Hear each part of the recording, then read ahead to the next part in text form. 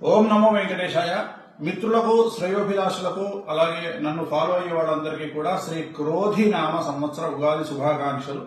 ఈ సంవత్సరం అంతా కూడా ఆ వెంకటేశ్వర స్వామి అనుగ్రహం వల్ల మీరు సుఖ సంతోషాలతో, ఆయు ఆరోగ్యాలతో, అష్ట ఐశ్వర్యాలతో విరజిల్లాలని కోరుకుంటూ ఓం నమో వెంకటేశాయ. అలాగే ఈ సంవత్సరం షార్ట్ గా స్వీట్ గా చెప్పుకోవాలి అంటే ఈ సంవత్సరం రాజయోగాన్ని పట్టబోతున్నటువంటి రాశులు మేషరాశి, కర్కాటక రాశి, వృశ్చిక రాశి, ధనుస్సు రాశి. ఈ 4 రాశులకు ఈ సంవత్సరం రాజయోగం పట్టబోతా ఉంది. అలాగే యావరేజ్ గా ఉన్నటువంటి రాశులను కనుక తీసుకున్నట్లయితే ఈ సంవత్సరము మిథున రాశి, కన్యా రాశి, సింహ రాశి, ఈ రాశి తులారాశి. ఈ రాశి యావరేజ్ గా ఉండబోతా ఉంది.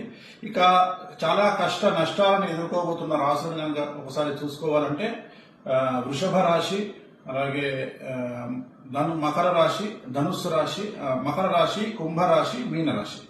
సో మళ్ళొకసారి చెప్తా ఉన్నా, చాలా సమస్యలు ఎదుర్కొనే రాశులు వృషభ రాశి, మకర రాశి, కుంభరాశి, మీనరాశి.